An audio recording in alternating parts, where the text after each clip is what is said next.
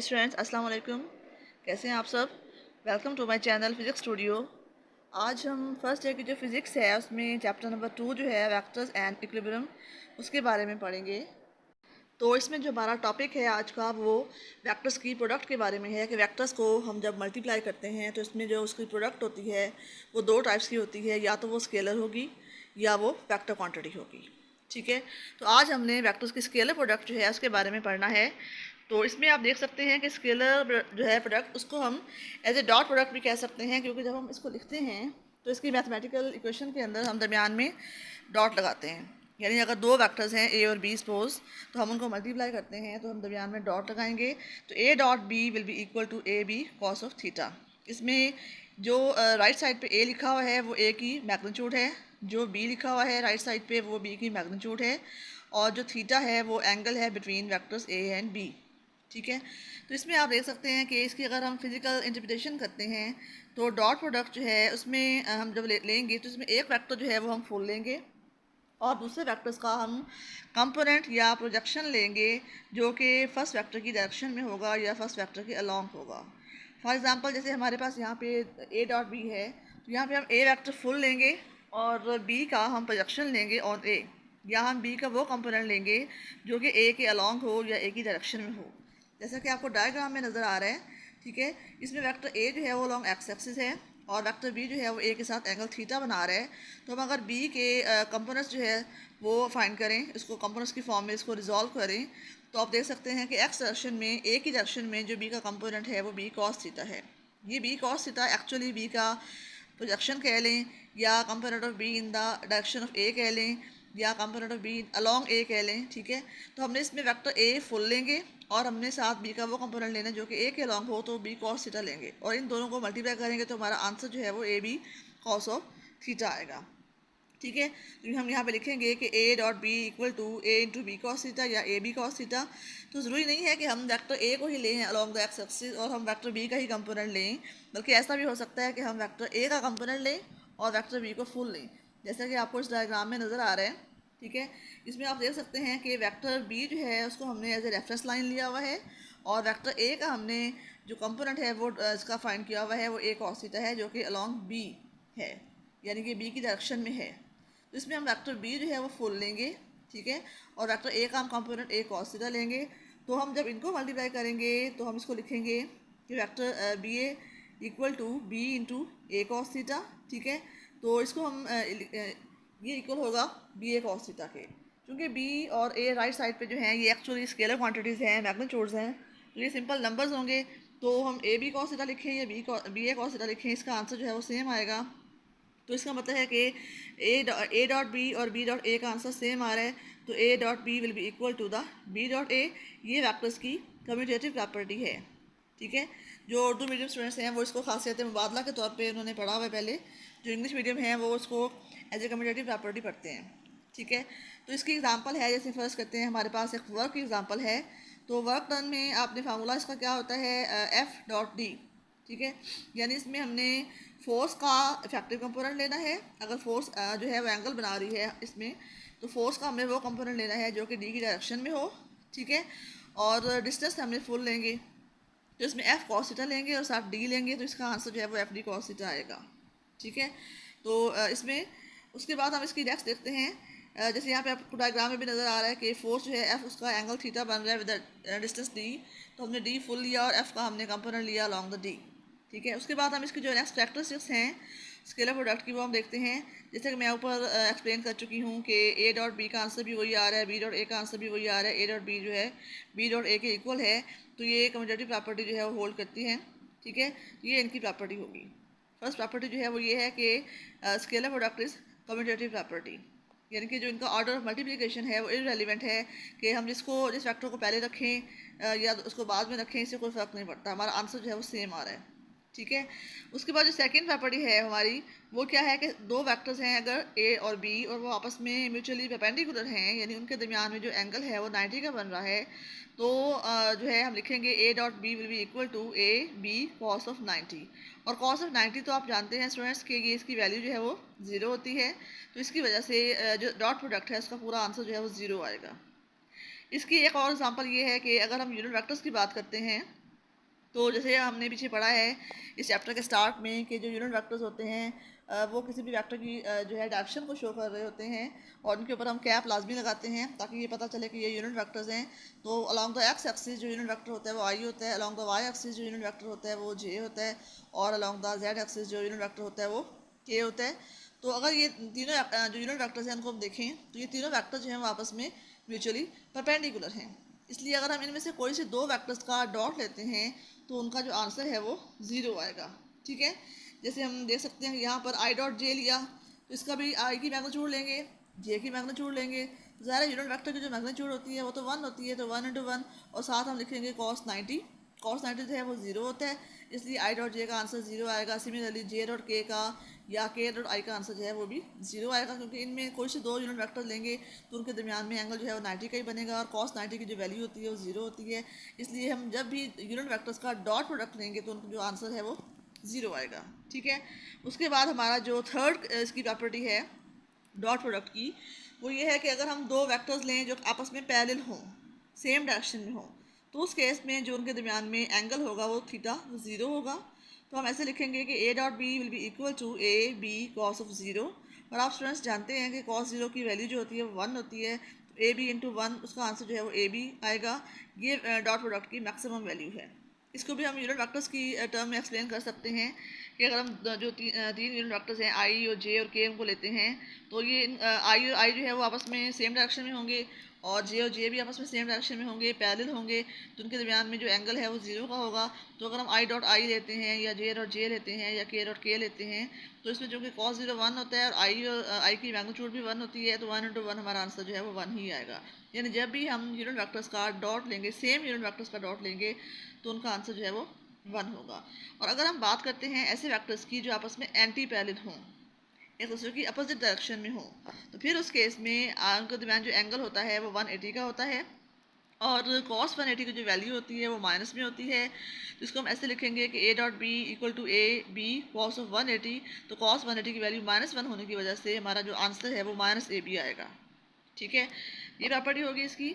उसके बाद जो हमारी नेक्स्ट फोर्थ प्रॉपर्टी है उसमें ये है कि अगर हम एक वेक्टर का सेल्फ प्रोडक्ट लें, यानी उस वेक्टर का उसी वेक्टर के साथ हम मल्टीप्लाई लें, उनको डॉट लें उनका हम, तो ए का हम ए के साथ ही लेंगे। इसमें सपोज ए की बात हम कर रहे हैं तो ए डॉट ए का मतलब है कि ए की मैग्नीट्यूड इंटू दोबारा ए की magnitude into cos of zero, क्योंकि ए जो है वो अपने आप के पैरेलल होता है, उनके दरमियान में जो एंगल है वो ज़ीरो होता है, तो कॉस ज़ीरो वन होता है। तो जो है ए इंटू ए का स्केयर आंसर आएगा, यानी कि जो वेक्टर है जो हम ले रहे हैं उसकी मैग्नीट्यूड का स्केयर। जब भी हम सेल्फ प्रोडक्ट की बात करते हैं तो उस वेक्टर की मैग्नीट्यूड का स्केयर हमारा आंसर आएगा।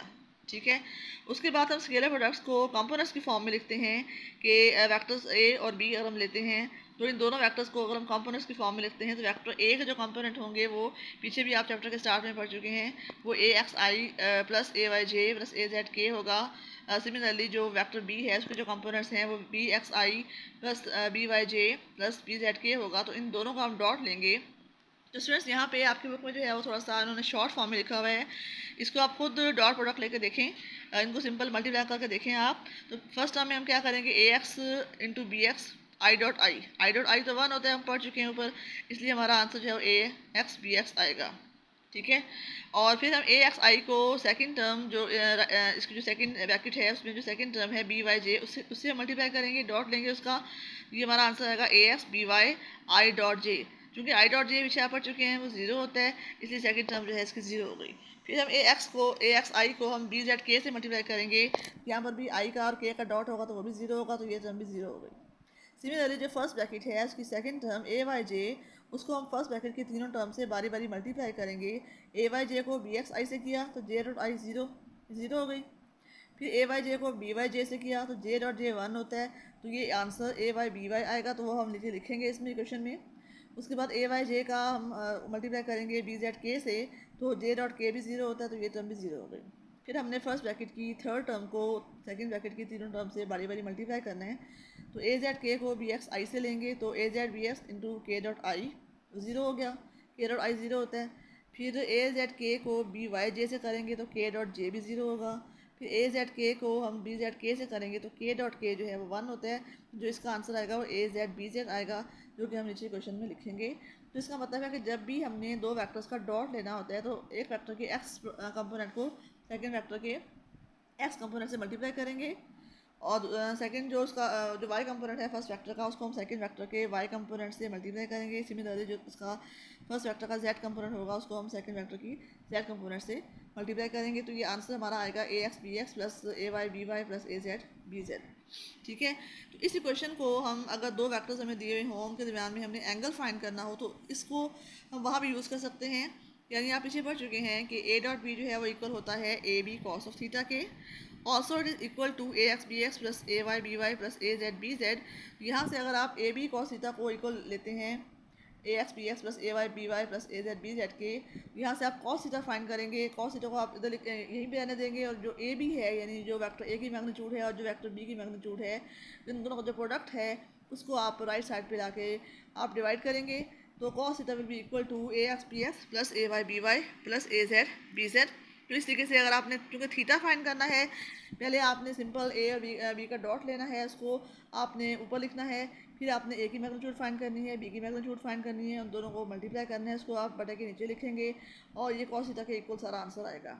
फिर चूँकि आपने थीटा फाइंड करना है तो फिर आप कॉस को राइट साइड पे ले आएँ, वो कॉस इनवर्स बन जाएगा। तो हमारा राइट साइड पर जो भी आंसर आ रहा था उसको हम शिफ्ट दबा के कॉस लेंगे, तो वो कॉस इनवर्स हम फाइंड कर लेंगे, तो वो थीटा की वैल्यू जो है वो आ जाएगी। ठीक है, तो ये जो है इसकी कुछ लाजमी आपने करनी है प्रॉपर्टीज़, जो आई थिंक आपको क्लियर हो गया होगा। इससे मुतालिक जो आपकी ये बुक में एग्जांपल है उसमें आप देखें 2.4 एग्जांपल है, इसमें आपको फोर्स जो है फोर्स का वेक्टर वो वेक्टर फॉर्म में दिया हुआ है 2y + 3j, और उसके जो पॉइंट्स हैं पॉइंट ऑफ एप्लीकेशन जो है वो मूव कर रहा है point from point A to point B. तो ए के जो कोऑर्डिनेट्स हैं वो 1 और 3 हैं, इसको हम लिख सकते हैं 1i + 3j, और जो बी के जो कोऑर्डिनेट्स हैं 5 और 7 हैं, इसको भी हम लिख सकते हैं 5i + 7j। तो हमने इसमें वर्क डन फाइंड करना है। ठीक है, तो इसमें फोर्स तो वेक्टर फॉर्म में है, लेकिन जो डिस्टेंस है बिटवीन ए एंड बी वो वेक्टर फॉर्म में नहीं है। ठीक है, तो आप डिस्टेंस को पहले वेक्टर फॉर्म में फाइंड करेंगे। ठीक है, तो आप क्या करेंगे कि इसका जो पोजीशन वेक्टर आएगा, जो फर्स्ट पॉइंट है ए, उसका जो पोजीशन वेक्टर होगा उसको हम आर ए से शो करेंगे, इसको वेक्टर फॉर्म में लिखेंगे i + 3j, और जो सेकंड पॉइंट है बी, इसको हम वेक्टर फॉर्म में लिखेंगे आर बी = 5i + 7j। और फिर हम ए बी फाइंड करने के लिए इन दोनों वेक्टर्स को मल्टीप्लाई करेंगे। डिस्प्लेसमेंट जो डी है इनके दरमियान में वो हम कैसे फाइंड करेंगे, आर बी वेक्टर में से आर ए माइनस करेंगे, यानी आर बी के जो कोऑर्डिनेट्स हैं उसमें से जो एक्स कोऑर्डिनेट है 5, और जो आर बी का जो कोऑर्डिनेट है एक्स वाला वो 5 है, और जो आर ए का एक्स कोऑर्डिनेट है वो 1 है। तो 5 में से हम 1 माइनस करेंगे और ब्रैकेट से बाहर हम आई लिखेंगे। सिमिलरली जो इसका वाई कंपोनेंट्स हैं बी का वो 7 है, और जो ए का है वो 3 है, तो 7 - 3 करके हम ब्रैकेट से बाहर जे लिखेंगे। तो ये हमारा आंसर आ रहा है 4i + 4j।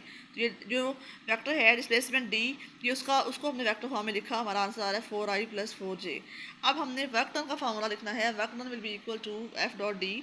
तो F का वेक्टर लिखेंगे 2i + 3j, और जो D का वेक्टर अभी हमने फाइंड किया है वो 4i + 4j है। तो आपने इन दोनों का डॉट लेना है, यानी कि आपने x कंपोनेंट को x वाले से y वाले को y वाले से मल्टीप्लाई करना है। तो ये 2 × 4 8 आएगा, प्लस 3 × 4 12 आएगा।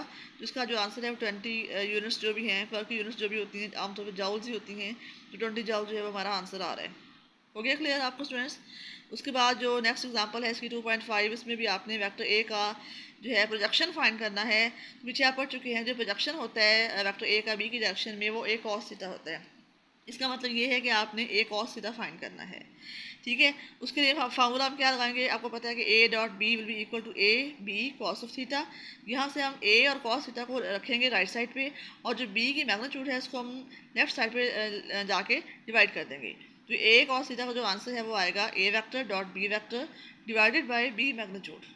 ठीक है, अब बी वेक्टर ऊपर है और नीचे इसकी जो मैग्नीट्यूड है, तो फुल वेक्टर को जब भी हम उसकी मैग्नीट्यूड से डिवाइड करते हैं तो वो उस वेक्टर का यूनिट वेक्टर बन जाता है। तो यहाँ पे बी का यूनिट वेक्टर जो है वो आ जाएगा। इसका मतलब है हमने बी यूनिट वेक्टर को ए के साथ हमने डॉट लेना है। ठीक है, तो अब हम क्या करेंगे, पहले हम वेक्टर बी का यूनिट वेक्टर फाइंड करेंगे। उसके लिए हम क्या करेंगे, बी की मैग्नीट्यूड फाइंड करेंगे। तो वेक्टर बी के जो कंपोनेंट्स हैं वो क्या है, 3i - 4j - 12 के। तो हम इसका जब मैग्नीट्यूड फाइंड करते हैं तो हम क्या करते हैं, एक्स कंपोनेंट का स्क्वायर प्लस वाई का स्क्वायर प्लस जेड का स्क्वायर अंडर रूट लेते हैं।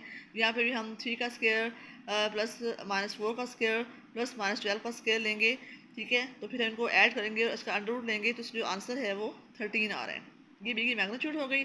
तो हम बी का यूनिट वेक्टर फाइंड करने के लिए हम बी के फुल वेक्टर को यानी 3i minus 4j minus 12k को बी के मैग्नीट्यूड पे डिवाइड करेंगे 13 पे।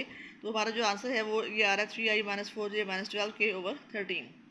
अब हमने ए का प्रोजेक्शन ऑन बी फाइंड करना है। तो हम क्या करेंगे, वेक्टर ए को हमने बी के कंपोनेंट से हमने मल्टीप्लाई करना था। तो वेक्टर ए हम फुल लिखेंगे 2i माइनस 8j प्लस के, और साथ हमने जो बी का यूनिट वेक्टर फाइंड किया है वो लिखेंगे। और फिर हम इन दोनों का डॉट लेंगे। तो इसका हम क्या करेंगे कि 2 को हम 3 से मल्टीप्लाई करेंगे, और जे को जे से यानी कि -8 को 4 से मल्टीप्लाई करेंगे, और के को यानी कि 1 को आपने -12 से मल्टीप्लाई करना है, और 13 जो है वो ऐसे नीचे डिवाइड होगा। इनको आप सॉल्व करेंगे, हमारा आंसर जो है 326 आएगा, और 8 4 32 आएगा। तो और जो -12 आएगा, इनको सॉल्व करेंगे तो हमारा जो आंसर है 26 आ रहा है। इसको 13 पे आप डिवाइड करेंगे तो आंसर 2 आ रहा है।